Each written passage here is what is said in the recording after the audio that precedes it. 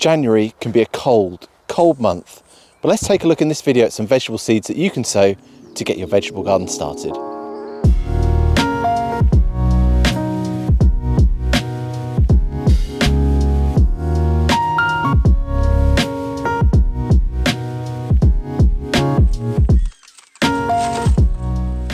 January is the time of year where brassicas are going to be your best friends. They're really simple to germinate, very reliable, and varieties such as broccoli Rabe, rocket, and also Mizuna will make fantastic crops early on in the growing year.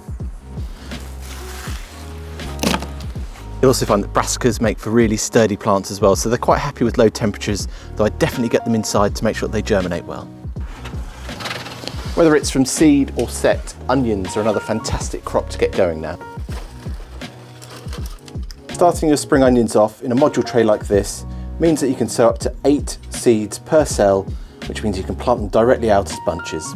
And of course, chili peppers. Who doesn't love growing chili peppers? They're a little bit tricky to get started, but I think if you use a heat mat or maybe a heated propagator, you should see some better results.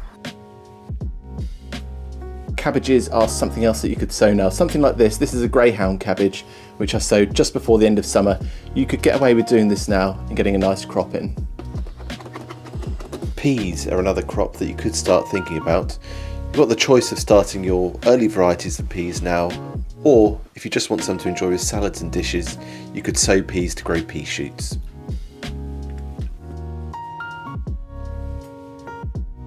So there's just a few basic beginner ideas to get you started with your vegetable garden in 2025. If you want any other information, my email address is on my profile. Go on there, you can email me, or you can even contact me through my Instagram. I'll put the handle down in the description below. And on the subject of messages, I'm getting a few offers for collaborations and things for 2025. So if any of you out there want to collaborate with me, do some videos together, then I'm all open. Just send me over a message and we'll get it all booked in.